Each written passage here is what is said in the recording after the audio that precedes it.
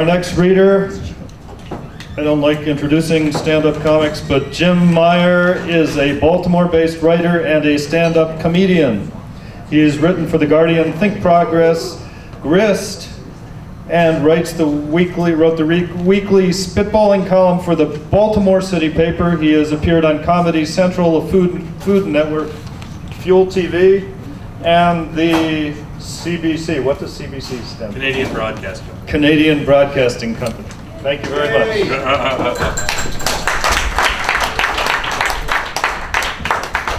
How are y'all this fine, fine day? Wow. I was introduced as a stand-up comic and I was going to read some shit about death, so I might rethink that. I had an awkward moment before this because I was speaking to young, lovely Deborah here, and I was telling her about this awesome book I was reading that I got the name wrong on, and it turns out it was her book. But I said it was awesome, so hopefully that covers up the fact that I got a word wrong. So you can come again anytime. Sweet. I recently stopped writing and I still write. I recently stopped writing this sports column for the Baltimore CIty Paper called Spitballin. And I was looking for stuff to read here and I decided to read some of that. So I've got 4 to choose from. I'm gonna read this one first, see how that goes. And then we can discuss if there's time or interest in another. But this one is called Crossing the Nerdicon. With my iron helmet pulled snug about my head, I cinched my studded armbands tight against my forearms, muscles taut for battle, and glared out across the frozen field. My loins had never felt so girded as I steeled myself for battle. Krog, the wild man from the wastes of a land known as Glen Burnie, let out a blood-curdling war cry and hurled his massive, shirtless body towards the fray. Inspired by his heaving, goose-pimpled woobs, or as they are known in the Muggle world, warrior boobs, we joined his fateful charge towards the rusty scupper. I held the right flank against Blaze, the most feared man on our opponent's line. I slammed my massive tower shield into his deadly fast warrior, who was also an accomplished retail salesman, I should mention, and too late brought my stout short sword to the place his clavicle had just been. Blaze skipped to the side and rained blows on my ribs with his sword as I fell awkwardly towards the cold embrace of the earth below. I let out one final cry, ow, ow, ow, ow, ow, ow, ow, ow, you got me. Lying there bested, watching the rest of my comrades fall, their last moments framed against the backdrop of the Science Center, the beach volleyball courts, and a squad car full of very amused Baltimore cops, I shed no tears. Though none of our number lived to sing the songs of our heroism in the Battle of Rashfield, I remained stoic. For I know, after a short break, and perhaps a bagel, we'd all live to fight another battle. You guys know what LARPing is, by the way? Yeah. You'll find out then. All geeks have our line in the sand, our own private nerdicon, too full of dork shame to cross. This day, on the banks of the Inner Harbor, I cross mine, LARPing, or live-action role-playing. Sure, I play Dungeons and Dragons, and yeah, I've gone to Klingon karaoke, but LARPing, that's for nerds. Or so I said in public as my dungeon master mocked the geeks who actually dress up like their characters and exchange their sacks of dice for swords made of PVC and pool noodles held together by soccer socks. But truth be told, I was always a bit LARP curious. And when I got the Facebook invite promising medieval carnage by the harbor, I leapt at the chance. Because it could make a good column, you know? Seriously, I'm not some kind of dork. Just ask anybody at the comic book shop or my old coworkers at medieval times. In LARPing, people get together and become their characters. Be they knights or wizard or mystical priest or fox-tailed kitsune, odd humanoid Canidae, like the pretty blonde woman who showed up late for the battle and took the field in fake furs and pointing ears. Darkon, which is based locally, is perhaps the most famous group of LARPers, thanks to the documentary by the same name. Fuck that part. We're gonna move on to the more interesting shit. That's good when you're reading it. This makes no sense saying out loud. I don't know, fill in some gaps here. I was LARPing, which means I was dressed like an idiot by the Inner Harbor, beating other idiots by the Inner Harbor, and it was like negative 72 degrees. It was last winter. I don't know if anybody's seen the show Drunk History. It was for that. Yeah. All right. Here we go. I arrived early with my borrowed short sword and shield looking for a guy named Skip Lipman. He was tough to miss, a towering man with a thick black beard and a voice like distant thunder, clad in gleaming steel Spartan armor and a great plumed helm, and armed with a Raven's travel coffee mug. He welcomed me with a giant smile and sent me to his daughter to get armored up. His daughter Sarah and her boyfriend Michael Rains, better known as Forrest, clad in the greens and browns of a woodland ranger, hooked me up. I got a black tunic, leather arm guards, a Mongol helmet, and some sort of shoulder pads with latex skulls that matched the giant crotch skull on the belt they gave me. It was really suggestive of what I have no idea. Fully girded, I became Grand, Hammer of the underworld.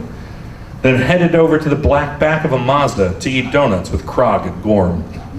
Krog and Gorm are work buddies from Walmart who, when not dying at the base of Federal Hill, are remarkably good dudes that go by the Earth names of Craig Lacey and George McDevitt. Also, I'm pretty sure Krog ganked the last strawberry glazed donut, and for that, I would make him pay. Honestly, I'd expected assholes, but just about everybody was awesome. Forrest and I bonded over our inexperience and shared a sense of fear at the foam wallopings we were about to receive. Sure, there were some of the alpha nerds I expected. One late arriving warrior wore gleaming white armor that seemed to radiate a mystical aura of douchiness. But everyone else was incredibly kind. Of course, that kindness ended as soon as Skip bellowed, "Lay on," to start the battle. I died once with a screaming longsword swipe to the back of the neck. In that cold, it felt like my skin exploded. I died another time when Skip knocked the shield aside with his sword and rammed his 4-foot foam spear into my gut, nearly hard enough to relieve me of my donuts. The most ferocious death came as a soldier known as Blood Reaver in black plate mail, a cape, and an ebony iron mask charged me. I thrust my shield, a slab of wood the size of an entertainment center console, but he launched from the ground and delivered a front snap kick to my shield that went through my forearm like a lightning bolt before me. Blood Reaver's square name is Jesse Rommel, and he absolutely loves this shit. The first fight, I got my face bashed and my nuts fucked up, he reminisced. I was like a kid at the candy store. That was fun. Forrest and I checked in throughout the hours of combat. We were new warriors who formed a fast friendship, a brotherhood built in mud and imaginary blood. But in the day's final battle, we ended up squared against each other. Our eyes met, and a sadness filled the space between us. "I didn't want us to meet this way," he said. I nodded before we launched our simultaneous assaults. Though I'm not sure I agree, I can think of no better way to have met. Until next time, have at thee.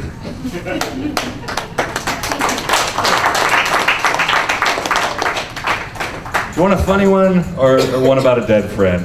That's the other choice. Dead friend. All right. Six sons of bitches. All right. This one I picked because after the Orioles' recent playoff adventure, it's just been in my head. This is called For Alex, an Orioles Fan.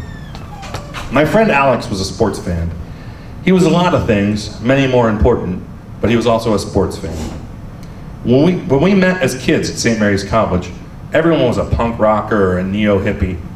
Alex was some of that, but he was never afraid to let his non-freak flag fly, and I owe him for that.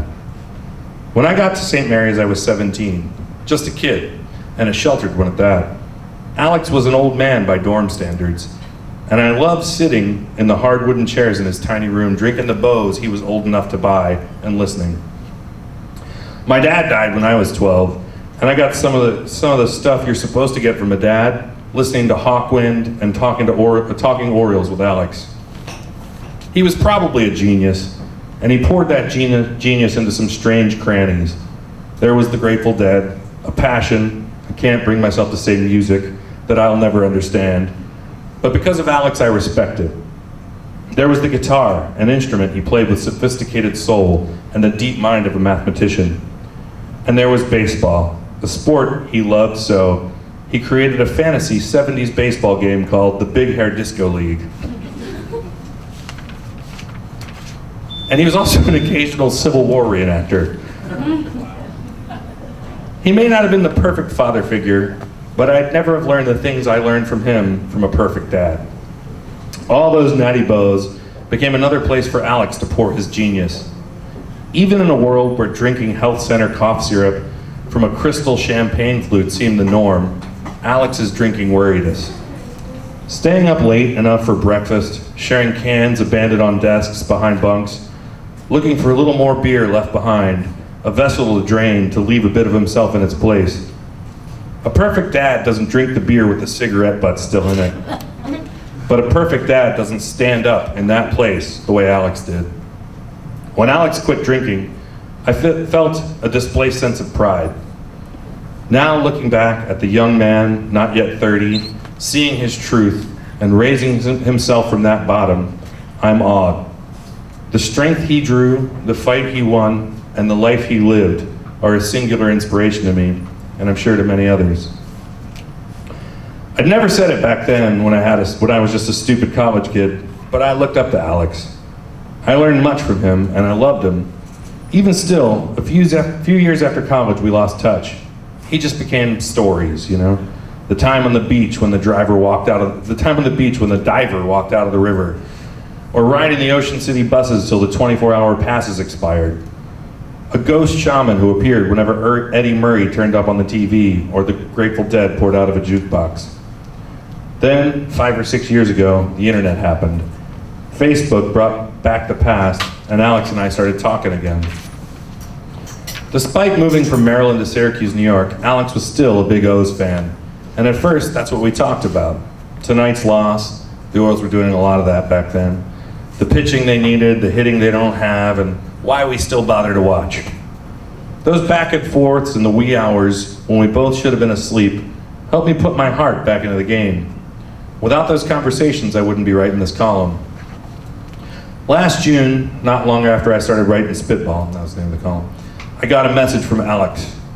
I'd known he'd been sick, but it was far worse than he'd let on. Alex had cancer, a lot of cancer.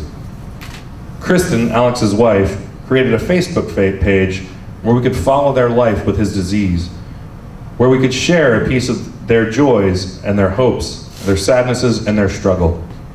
It was a place where we could root for them, an old friend and his family. The Orioles score seemed suddenly inadequate, and I didn't know what to say to my old brave friend, but he reached out to me. As the Orioles were headed down their glorious stretch drive last season, this was the first playoff season 2 years ago, and Alex was wading into his fight with cancer, he sent me a message. He told me I was his favorite sports writer. He was the first person ever to call me a sports writer. It didn't seem fair that I should be drawing strength from Alex when he was so clearly would need every ounce. Later, as the O's battled the Rangers in the wildcard game, Alex and I messaged back and forth. I'd say that he had a head for baseball, but I can't really think of anything he didn't have a head for. I'll never be able to think about that victory without also thinking about my friend Alex. I took the O's victory as a sign, a covenant, that someone was listening and was going to take care of that cancer. I couldn't make it to Alex's funeral, but I did get to see him in the hospital a few weeks before he passed. He was so sick, and he'd been missing the baseball games. Keeping track of the times had become too difficult, but we talked about the Orioles anyway. Alex and Kristen taught their daughters and 3 little boys to be Orioles fans, and we laughed, or at least I did. Alex couldn't muster a smile, and I remembered why I'd looked up to this man, why I'd found a bit of father in him. If I had a wish, it would be that Alex's family still had their remarkable daddy at home. But as they grow, I hope they'll recognize him at their side, For me, when the birds win, I write a message to him in my head and feel grateful. Anyway.